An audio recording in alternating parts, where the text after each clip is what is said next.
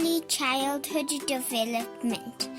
Each week we talk about a different stage of children development and what children need. And now, here comes your host. Hello, everybody, and welcome. My name is Taryn, and you are listening to The Parenting. I have got Marion back with me to continue our awesome conversation.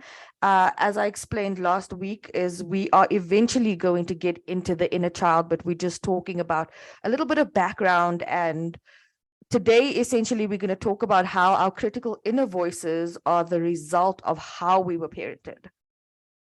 But before we get into that, I do have a couple of disclaimers that this is a little bit of a sensitive chat. And we talk about what we are talking about today, not to condemn any parents or not to condemn our listeners for how they were parented or how they are currently parenting. So there will be some things that will come up where you realize that some aspects of your life or how you were parented was not healthy. And this is not to shame you or your parents.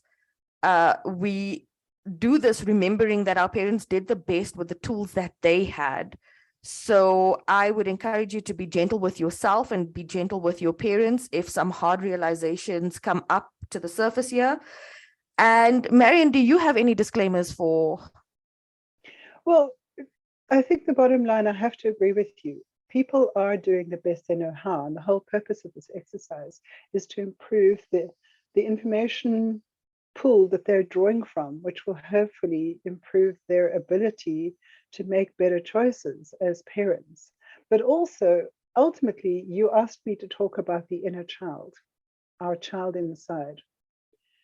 And you can't do that without talking about our inner parents as well. Right. So we've internalized from our parents who did the best they could with the information that they had, and let's recognize that that is definitely the case. But we've internalized those voices in our heads, and they in turn have had an impact on us that we may not yet even have realized. So often when I'm talking about this with clients, they start having huge ahas about why they treat themselves a particular way. Right. Less than ideal.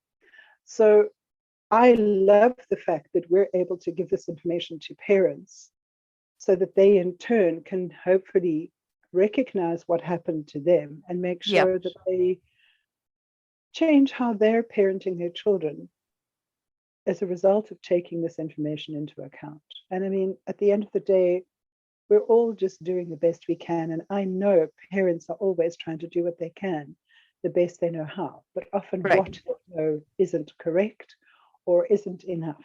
And so that's why we're here. And it's all fixable. You can rewrite the tapes in your head, but you have to know, first of all, that there are those voices in your head, those tapes, the factory settings. And you have to know that you have to consciously come and rewrite that, which takes some work, which is, as you know, the business that I'm in. Right. So let's do what we can to help parents not make sure their kids don't need someone like me when they're an adult. That's exactly what my goal is. Like my whole why behind starting the parenting is to help parents raise a generation of children who won't need therapy or coaching to heal from how they parented. So the sooner we get these tools to parents, the better for themselves and for their children, I think. Couldn't agree with you more. And that's why we're here. So right.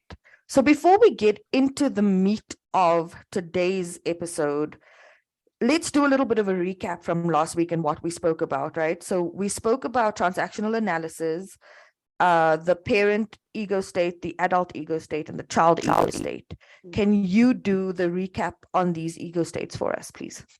Sure. Bearing in mind that your ego states are the things that control how you think, feel, and respond. In other words, it holds our patterns of response that we've developed from our childhood and which we still use in our daily lives. And our inner, so we have those three ego states: the inner child, which is usually divided into three: a natural child, which is that wonderful, curious, creative, spontaneous, aspect we're born with. Mhm. You see it with a newborn baby. They're curious and they're incredibly responsive and they're exploring themselves. They can stare with fascination at their hands for half an hour and so forth, right? And the adapted or socialized child, in other words, the part of us that's been trained to function in society, in the world in which we live. Mhm. Our inner adult is the bit that is the most like the computer. It's observing the facts, so it's recognizing what the weather is and what groceries need to be bought and so forth. It's the practical nuts and bolts, here and now part of ourselves, dealing with the current situation. And it is that inner adult. Yeah. If it is accessing and integrating the child aspect inside and also our inner parent. And our inner parent is the part of us that contains those voices about how to do life that were mainly created in our early life by our primary caregivers because of how they've treated us, how they behave towards us and in front of us.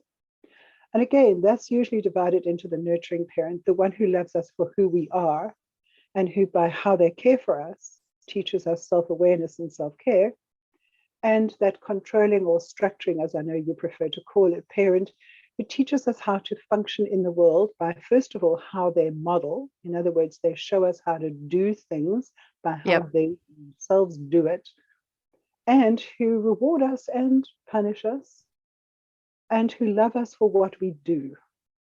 So there's the nurturing parent who's associated with our beingness and our self-care, and our structuring parent who shows us what and how to do life in the world in which we live. So let me just ask you about the natural and the adapted child, right? So we all born a natural child, a free child, a creative child, and we are then adapted to our society. When I started with you 3 years ago, you basically told me that so there's a true self and then the adapted self, right? And so it's somebody you become for survival. So would you say that we have to have a natural child and we have to have an adapted child? How do you have this happen healthily instead of becoming somebody for survival? Because we need to be adapted to our society, but how do we do it still keeping our true self, our true creativity, and not adapting to fit in, but adapting still belonging? Does that make sense? Absolutely. And I think you're absolutely right to recognize the fact that when we're in a healthy space, we have learned how to adapt, but not at the expense of our creativity, our curiosity, our spontaneity, and so forth. And in fact, it's such an important part of ourselves. And when that gets blocked for various reasons, which hopefully we can cover a lot of today, we do lose contact with that part of ourselves. It kind of goes into hiding. But that is the result of, unfortunately, as you say, the sensitive subject for today, negative parenting. Yeah. Because it is the negative, critical parental voices inside that send our free child into hiding, our natural child, and that create negative socialization. In other words, where people operate from fear, anxiety, a desperate need to please, that people feel worthless, insufficient, and generally unable to cope with life on various levels. And that, it is kind of where we need to go today, I think, to look at the two primary ways these things are created in people. And there's a cause-effect connection here. So if you like, the cause is the negative parenting, and the result is an unhappy, unhealthily adapted child, which often means the natural child has gone into hiding. So if we look at the ego states that we've just spoken about, and the natural versus adapted child, and whether it's healthy or unhealthy, if we look at all the aspects of who we are, would you say that our inner child and our inner parent are created by how we are parented, and parents, Absolutely. how they parent their child, that directly affects how their children will be adapted and what their inner parent and what their inner child would look like. Well, effectively, how they're parented controls how those children grow up and function for the rest of their lives, unless there's a conscious effort made to rewrite those, what I always think of as those factory settings. Yep. So yeah, it's a terribly important aspect of parenting. And, I really feel, I experienced it as a parent myself, and I feel parents today more than ever are unsupported because we used to live in communities and now we don't. And we're reliant on the media to give us that information. And when we cover the subject today, you will understand how damaging incorrect information sent out through the media can be. I mean, I believe my whole generation was damaged irreparably, courtesy of Dr. Spock, who was the guru of the day. That's the sleep training, the let it cry, the cry it out guy. Yep. Yeah, he has a lot to answer for. A lot. That's crazy. So now that we've established that how we were parented directly influences our inner parent and inner child, and how parents parent their children directly influences their inner parent and inner child, right? What are some of the things parents should be conscious of, they should be intentional of, or aware of, since they are directly affecting their children's inner awareness and beliefs about themselves, like your inner dialogue? Whoa, okay. This is a huge topic, Taryn, which is why we said last week we would have to break it down into bits. Yeah. So I think, can we perhaps start with how to create the inner loving parent, the nurturing inner loving parent aspect first? Because that's around things like self-care and self-worth. Okay. And if we start there, I don't know how far we'll get, but let's tackle that aspect first. So a healthy, loving, nurturing parent does a couple of things that are really crucial. All right. Okay.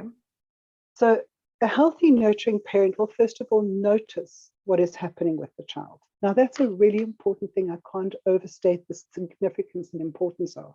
And it's one of the biggest areas these days that we have a problem.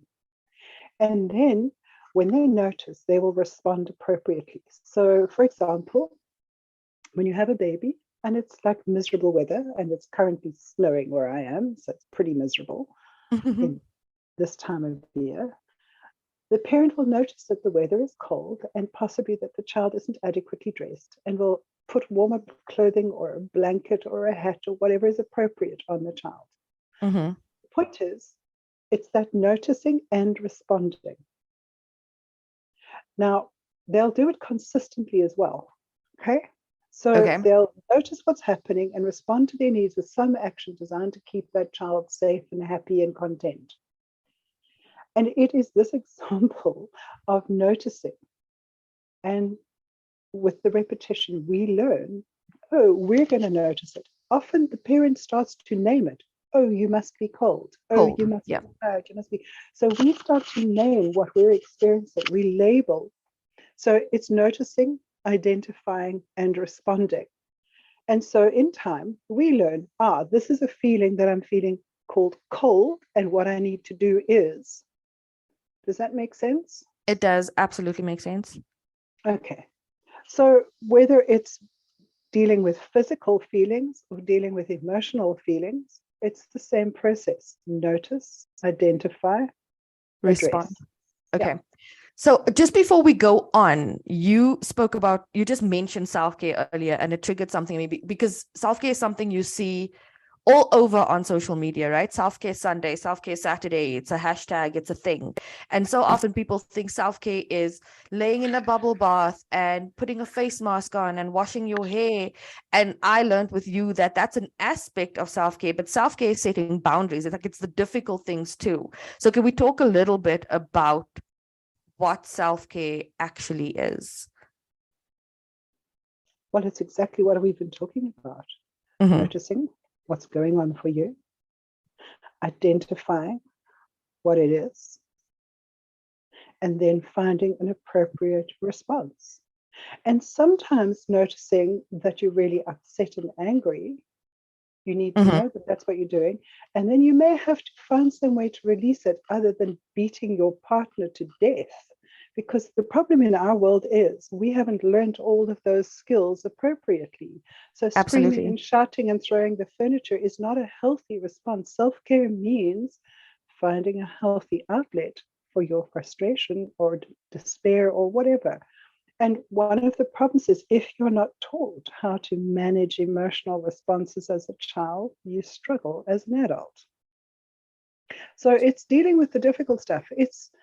I was talking with a client yesterday who's got the kind of neighbor that doesn't understand when enough is enough. Mhm. Person is now under house arrest by default because the moment she sticks her nose out the door, the neighbor kind of takes her hostage, and she doesn't have the ability to set a boundary that says, I need my solitude. I'm sorry, I don't have time to talk now. Yeah. So it's not so bad. She won't leave her house. She actually checks outside to make sure the neighbor's not there before she leaves the house Oh because my she's word. terrified of being cornered by this particular person and being spoken to for hours. Now, she's not been taught that she has the right to say no to somebody. Mhm. And it's the consequence of her parenting, ironically. And so she doesn't have enough self-care skill to say, I'm sorry, but not now. And it's those things.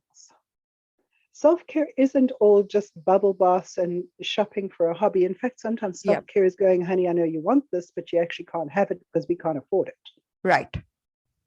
Right? So it's about understanding consequentiality, because if you think about it, if you let the child go outside when it's freezing cold, it's at risk of getting ill or harmed. Self-care is about protection, but not always in the sort of happy, fluffy, let's go shopping kind of way. Mhm. But sometimes it's involved with actually taking care of yourself in uncomfortable situations. But you have to know what it is you're supposed to do, and somebody has to show you.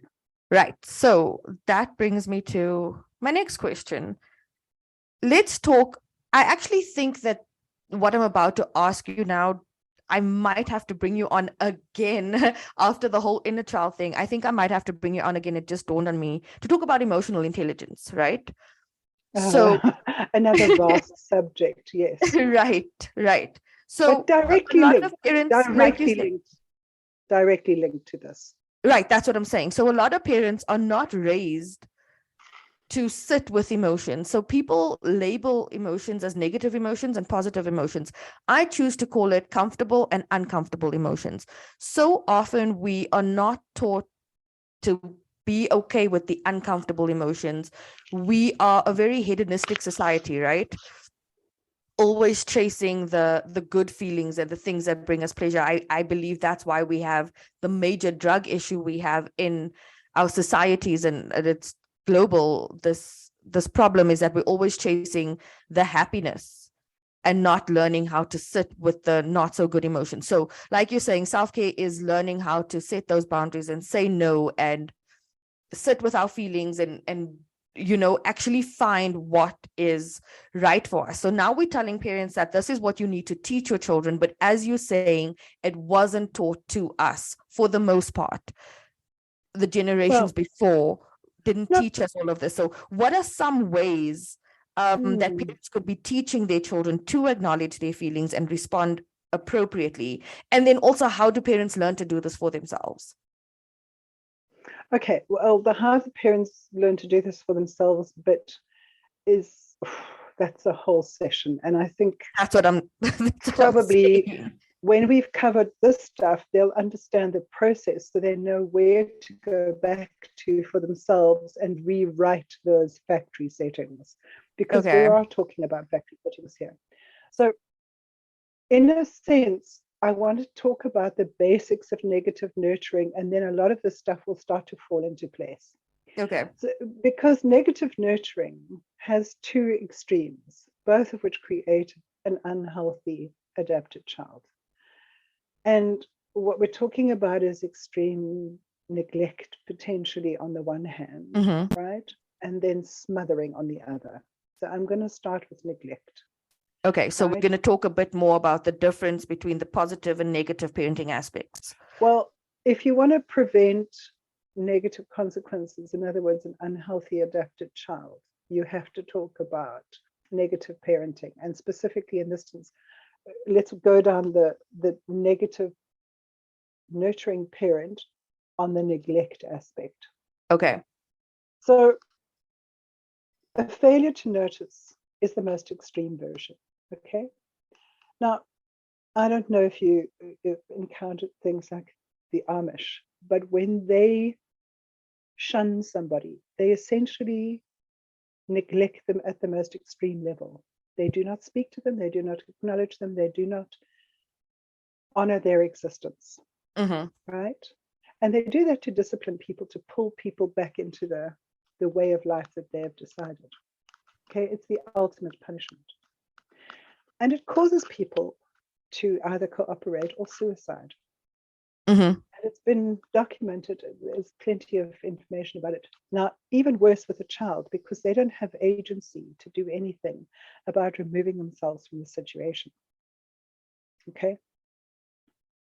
So when a child is ignored,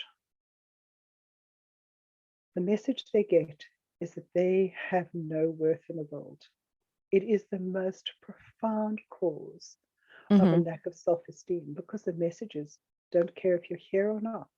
Absolutely. Now, they've done studies through refugee children, especially refugee babies. And the death rate of those babies, even though they've been fed and clothed, when they're not acknowledged, when they're not responded to, they just turn their faces to the wall and die. It's the most extreme level. But for many children, it might not be that bad, but the overall message they get is, I don't matter. Remember, the opposite of love, as I said before, is not hate, it's indifference. Yeah. And neglect equals indifference. Now, the problem is children also believe that they are the cause of the problem. They're incredibly egocentric, which is natural, normal, and healthy. They are the center of their universe. And so they assume it must be them. They don't look at the parent, and they don't have enough knowledge or understanding of the world to go, my parent, my mother, my father is overwhelmed and has too much to say. They just assume I am worthless. Yeah. So parents might be doing this because they're drowning. And I mean, we had an extreme case of this during COVID, where parents were having to work online, right, all day. Their kids were in the house and they couldn't pay any attention to them, right, because they had to work to pay the bills, right? So parents get overwhelmed and busy and work other children, their own personal issues, whatever. And, you know, even worse for single parents. And so the consequence is that the children come away with the sense that they are worthless, and it genuinely affects them for the rest of their lives. Yep. So they think they're unlovable. So unless this is properly addressed and resolved, which is part of the work that I do, as you know, because you certainly had your experiences of neglect, we will both agree. Yep. The child will continue to act and feel like they have no importance, they have no worth in the world. Okay. A slightly less extreme version is to notice but not get around to doing anything about it, and not name the feeling. And you know, you spoke about it emotionally. It's quite important, not naming. But sometimes people aren't even made aware that they're cold or they're hungry or they're tired. They don't given the label, and they don't get an appropriate response in a reasonable amount of time. Yeah. And so you get adults who genuinely do not notice if they're tired or cold or hungry, or that they're lonely, afraid, angry, or they don't know what's the matter with them, and therefore they don't necessarily know how to respond. It's like they haven't been calibrated to that awareness. I'm sure you know adults who like that. Absolutely. Yeah. And the hard part is that the more obvious stuff, the physical stuff, you can actually see. And so often you will learn it from your environment if you haven't had adequate training in it. As children, other people will say to you, you must be cold, or aren't you hungry, or whatever, and it starts to trigger an awareness. But people tend not yet to do with children things like, I can see that you're unhappy, or are you feeling afraid, or whatever. We still haven't learned how to name emotions. You were a primary school teacher, right? Yeah. Are a primary school teacher. So you've had experience of that, where you have children who don't know how to moderate their emotions. They don't even know what they're feeling. Right. I have that experience with adults who have no names. They'll go, I'm feeling something, but I don't know what. Yeah. Right? I had a parent client who was saying that her daughter just gets extremely angry, and while she's trying to help her name the emotions and trying to kind of get the root of it, her daughter once said to her, I'm angry and you keep asking me why. I don't know why. My brain is just telling me to be angry. And I thought that was brilliant communication from this little girl, because she's understanding that there's an emotion here, but she's also like trying to communicate, like, I can't tell you why I'm feeling this way. I just am feeling this way. And so we often get taught, while doing the coaching, you tell parents to try and find the root. Sometimes there is no root, because the brain is still, the child's emotion is still regulating itself. There's hormonal stuff. There's like just so many different things. And for me, it's just being gracious and allowing this person to be human and feel these feelings. Oh, I think that's very important. That, and nurturing parents, a healthy nurturing parent, doesn't disallow emotions, right? They accept all emotions. They don't label them as good or bad, but they teach the child appropriate behavior in response to those emotions. I always picture emotions like clouds in the sky. They come and go. Yeah. Right? You don't judge them, but you do have to deal with them. Sometimes Right. you need to put on a raincoat because it's a rain cloud. Yeah. Okay. Other times it's something soft and fluffy drifting by. It's no big deal. So the job of a parent is to teach the child how to deal with these things. And that brings me on to one of the things that can be happening with children, is that the parents can disallow a feeling by labeling it as bad or wrong. So, at the most obvious level, a lot of boys are told they cannot cry. Boys don't cry. So what are you saying to the boy? You may not feel sad. That's not appropriate. Or you may not feel hurt, or you may not feel disappointed. Yeah. So, or girls are often told they can't be angry. Because that's not ladylike. You're not acting like Correct. a lady. Yeah. So and that's what I teach my parents. Labeled. Right. I teach my parents that every emotion is an energy and needs to be expelled, right? So if you're happy, laughter happens. That's an energy coming out. If you're sad, crying happens.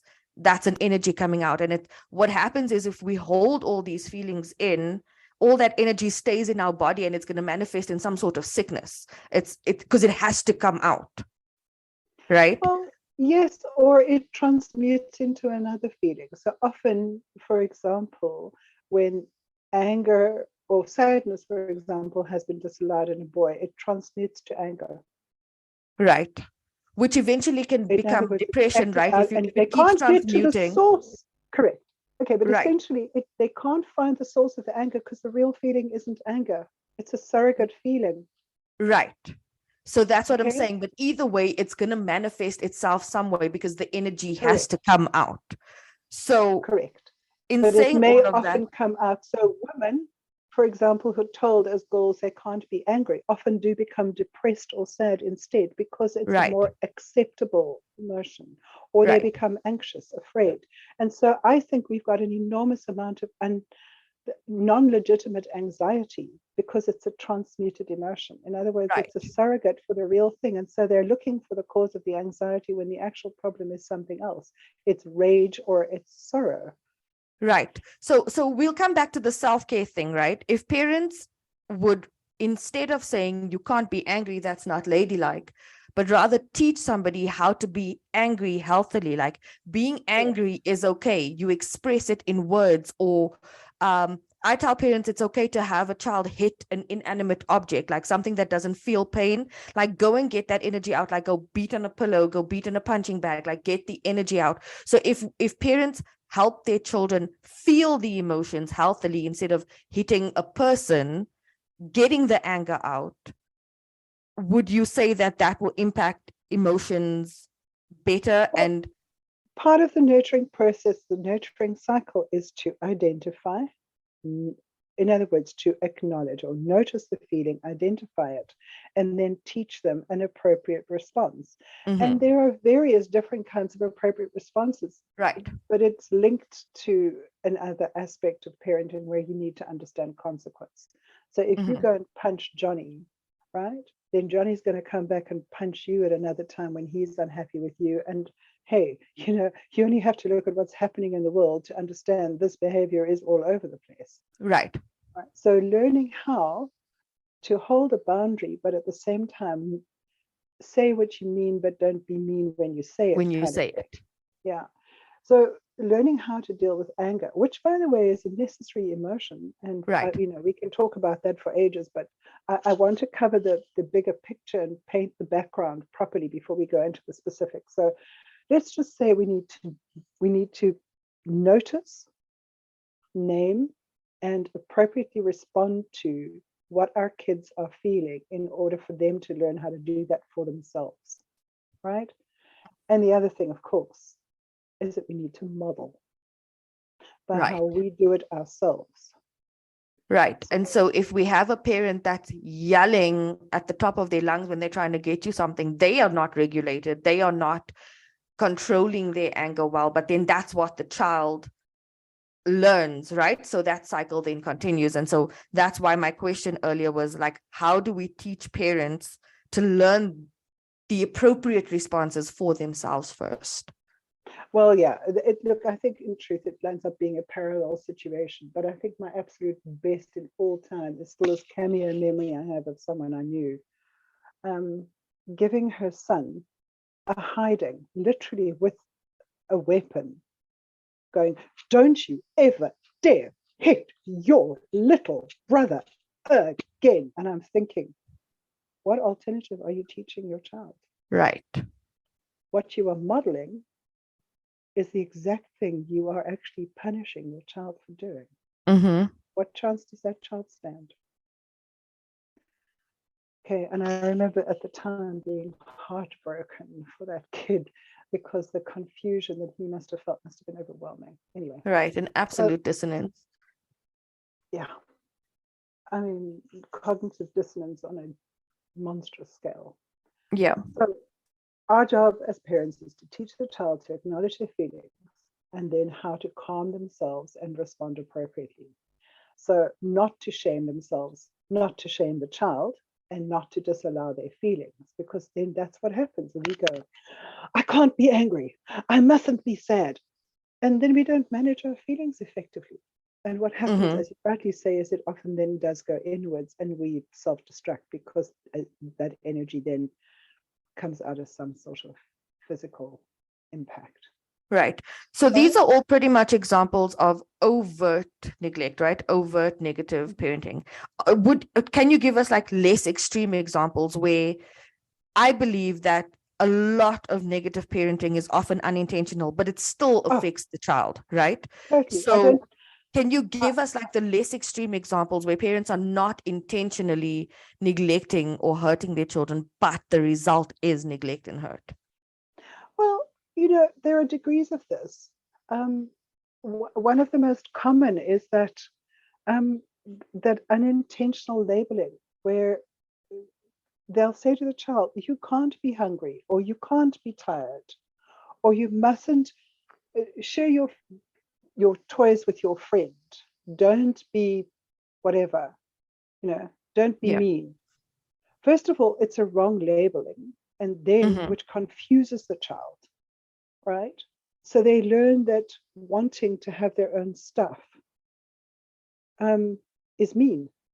So these are the people that as an adult allow everyone to help themselves to whatever. They don't know where their boundaries are. Boundaries are absolutely. Okay, so you have to understand that in order to share, you have to feel a sense of ownership first. Ownership and autonomy, Now right? there's a stage, and so often one of the mistakes I find parents make is they don't understand the developmental stages of children, and as a result, their responses are inappropriate.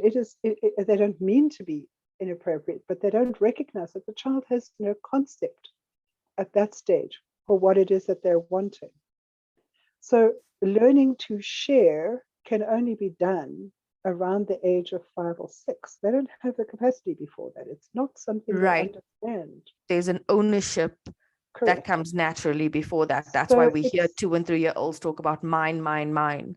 Yeah. So when they've claimed ownership and they've then shifted to an enough awareness of other, which they don't have before the age of 2 and which hasn't become settled before the age of 4, they're not capable of that. There Mhm. is no way. So they might get trained to do it, but it won't be with understanding, and it will be in response to a desire to please the parent rather than a desire to genuinely share. Remember, what we positively acknowledge in our children tends to be what grows, and what we ignore or punish tends to reduce. But the thing that causes the least, and this is the biggest thing for me, that people don't understand, is not acknowledging the good stuff, taking it Right. for granted when the child gets it right, Mhm. and focusing on when the child gets it It's wrong. it wrong. And so what happens is, if you understand that what you ignore diminishes and what you pay attention to increases, what they're doing is they're negatively responding to positive behavior, which diminishes it, and Mhm. actively, attentively responding, even negatively, to what they want less of. Mhm. And therefore they're increasing it. So you'll see children becoming badly behaved because it's the only way they get attention from their parents. Right, because Which attention is attention at that reinforces, age, right? absolutely, which There's no negative reinforces or the bad positive. behavior. Right. Correct. So it's reinforcing bad behavior. So, if you think about it, what do we do when a child is learning to walk? 99.99 recurring percent of the time, we ignore all the times the child falls, but you get wildly excited when they take one tottering step. Right. Lots of positive reinforcement for the one lonely tottering step and ignoring the falling. Can you Mhm. imagine if we did what we do later on with children? What's the matter with you, child? How can you be so stupid? Take so long to walk. And then when they do take a step, ignore it. I mean, how long do you think it will take the child to walk? Right. It's crazy, and yet we do that. So Right. there's a different version of negative nurturing. Okay, I and that's the one that often, comes in often. yeah, I often tell my clients to lower the expectations of their children and make more allowance for mistakes, make more allowance for wrong decisions, like make more allowance for humanity, I guess. Would you say that that's fair? Yes, but it's how we make that allowance that's really important, because you're bringing me now to the opposite side of the fence. So on the one extreme, we have neglect or a failure to notice or a failure to respond appropriately. Mm-hmm. On the other side, you get what's known as the smother, the smothering mother. I mean, that's where it comes from. Now, the problem here is that smothering parents tend to do things for the child and don't allow the child to develop their skills through practice. Now, I think that's the hardest part for me in parenting, because I'm not the most patient of people. And so it's difficult to sit there while the child fumbles their way through the experience, enough Mm-hmm. times to eventually develop the skill. But it is a critically important part of the role of a parent to allow the child to make mistakes, experiment, be slow in the beginning, and through practice, develop the skill. So a baby learning to walk is the perfect example of this. How many times do they fall down before they finally get it right? I mean, And we have the patience to allow for those falls, right? correct. And yet later on, we somehow lose the plot and forget about that. So a smothering parent tends to not allow the child to make mistakes and steps in either before the child has tried or when they've had almost no opportunity to practice and become competent. And tragically, the consequence of that is what we call learned helplessness. So learned helplessness is a negative adaptation in the child. They come to the conclusion that they're not capable. And actually, often they aren't capable because they haven't been able to. So then they stop even trying. They haven't been able to practice, so now they're not competent. Yep. So then, and I'm dealing with a situation like that with one of my clients right now who just won't, because he's going, but I don't know how to socialize, so I'll just stay at home. So he gets even more and more and more behind the curve, because you know, what you practice you get better at, and what you fail to do, you lose. It's like a language, right? Yeah. So it's really important to understand there are many reasons why parents might do that. Impatience was mine, right? I was always like, can we get to school? I haven't got patience waiting for you to tie your shoelaces. So in the end, I bought my child Velcro straps. Yeah. And but then so how does he learn the skill? Well, the problem is I don't think he'll ever be able to tie shoelaces properly as a result. He's in his 30s now. As far as I know, still hasn't learned it. My fault. And I have to own that. But one of the other reasons is parents may want to feel useful and needed. Right. One of my clients was complaining that she's a teacher and she's got an assistant in the classroom, and this assistant feels the need to justify her existence by doing stuff for the kids as opposed to letting the kids do it for themselves. And she's like, there are kids here that just can't function, right? Because she keeps stopping them from practicing. It's driving me crazy. I had the same problem with my assistants. Oh, did you really? I did. Wow. Okay, so it's a problem with that, where that person feels the need to justify their existence, their usefulness. They want to be needed, so they get in there and make themselves useful at the expense of the child's ability to develop the skill. Right. So I teach my clients that you have a job until you don't have it anymore. So you have a baby, you hold their bottle until they can hold it, then you never hold their bottle again. You have a toddler that you need to hold their hand while you're trying to walk, and when they can walk, I mean, obviously you still hold their hand in public spaces and stuff, but you know what I mean? Like, once a child shows that they are developing the skills to do something for themselves, you should no longer be doing that for them. Would you agree that parents should allow the children to develop these skills once they show that they have the capability of doing it? I don't think it should even just be allowed, but actively encourage. And so you can do it, right? I'm here if you need help. So in the beginning, it starts off as a team effort. Right. And progressively, you move the responsibility more and more to the child until they take over. Absolutely. And so it's a progressive withdrawal. It's not an abrupt chop off, right? From one day, it's my job, tomorrow it's your job, but rather there's a period of transitioning, right? Where it's, I'll help you with it until you do it for yourself. And again, lots of positive reinforcement. I can't say that enough. Right. You know, that positive reinforcement is the key, because when you just take it for granted, there's no worth to it. So there's no reinforcement. So it's really important not to pick up the bits they got wrong, but to focus on the bits they got right. Well done, you did it. No, it might not be perfect, but don't focus on the lack of perfection. Focus on the fact that they've actually achieved what they've done. Right. That's the good bit. Right. That's the bit you want to reward. And over time, you may say to them, okay, we haven't quite got this corner right. And again, we've had this conversation, but I'm going to put it in here because it's important. Where you put the but is very important. Yes. So you haven't got it quite right, but you know you've done almost the whole thing by yourself now. Well done. Sounds very different than You did almost the whole thing, but you got this corner wrong. Because what you get left with is whatever comes after the but. The but, right.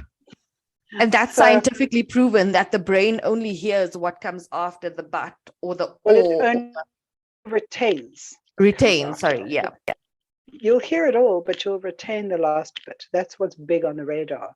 So if you want to give the criticism, do it first.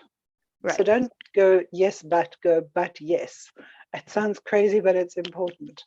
All right. So some of the other reasons that parents might do this is that they try and protect the child from life, from the challenges, difficulties in life. But then what does that tell the child? The world's too scary and you won't cope. Right. Okay? And so that's what they internalize into adulthood.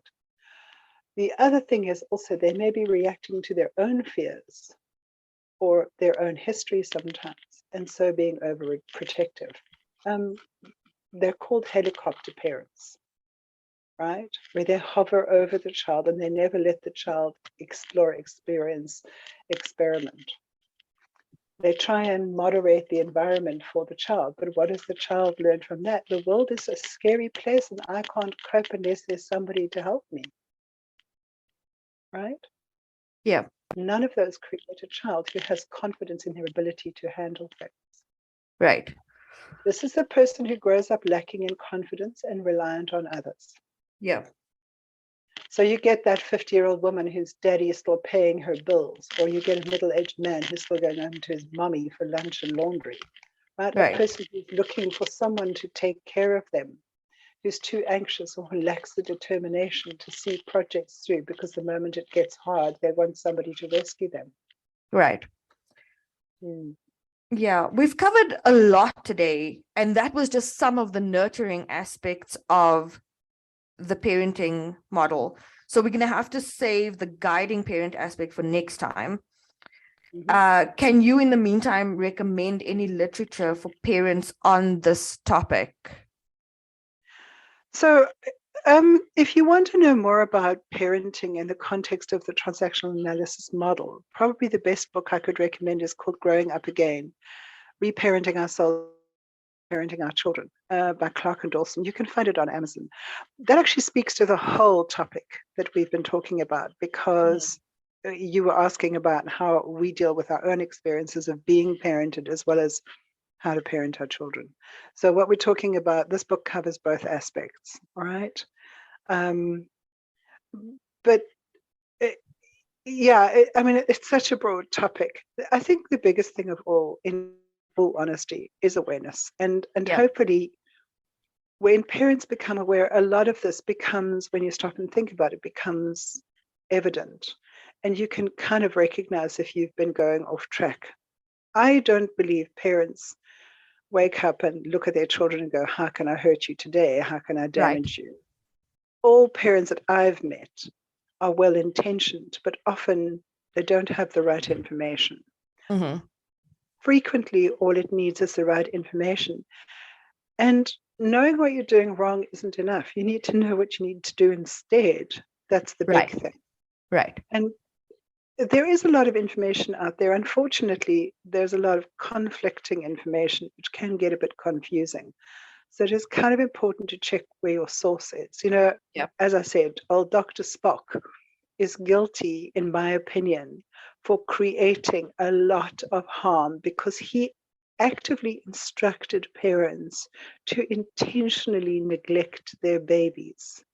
Yeah. You know, I was talking earlier about developmental stuff and how to be realistic. The idea that a baby can be naughty is insane. It is. You don't understand the concept of naughty. They would never do it willfully. You only discover the beginnings of naughty and defiance at the age of 2. Much before that, the child isn't being naughty. They're not crying to be difficult. They're crying because they need something and they have no other mechanism. Right. No other way of communicating. I would say to you that that's a very important thing, is understanding developmental stages in children is crucial, right? Which is information. And then understanding this, how to respond. So we've covered today a rough outline of how nurturing can go wrong, both extremes, the smothering parent on the one hand and neglectful parent on the other. Mm-hmm. And a combination, and part of that neglect is the not responding appropriately. Right. By labeling the emotion wrong or bad or inappropriate or whatever, right? Rather than teaching the child a healthy reaction, owning the feeling, acknowledging the feeling, allowing the feeling, and then giving them guidance on how to respond appropriately. So those things, you can identify where you might need help, and it often tends to be pretty individual where a person might be struggling, which is why the coaching aspect is so important. Mm-hmm. And that's where I think, this parent, the parent thing is such a valuable tool for parents. Absolutely. And then obviously I work with the adults. Right. To help them to try and sort their own internal issues out. So, yeah. So can you give us details again on how to contact you if somebody wants to get in touch with you? Well, yeah, I have a Facebook page called Makepeace Integrated Wellbeing Coaching, and I have a website called makepeacecoaching.com. And there's no point in giving you contact details much more than that. You'll put it up on your podcast, hopefully. If they want to reach me, then they I can will. find And me if that way. listeners want to reach you, they can pop me an email as well, and I'll put them in contact with you. Super. But that brings Thank us you, to the Karen. end of today's chat, and I am so looking forward to next week's one. Okay, so we'll cover the other side of negative parenting, which is the structuring or guiding, guiding parent. when it Yeah. goes negative, next week. And then I think, in all honesty, we'll then have the background covered enough To get talk to about the inner child. the original question, which is about the inner child. Gosh, I did say to you I could talk forever on the subject. I love it though. I've learned a lot, and I'm sure our listeners have learned a lot as well. Okay, well, I hope that that's the case. And if it makes them a better parent, that can only be a good thing. Right. So thank you for inviting me, and I look forward to seeing you in our next session. Thanks so much, Marion. Okay. Bye. Bye for now. Thank you for tuning into the Parent Thing. We hope you enjoyed today's episode. If you have any questions, feedback, or content suggestions, please email us at Taryn@theparentthing.com. Please remember to subscribe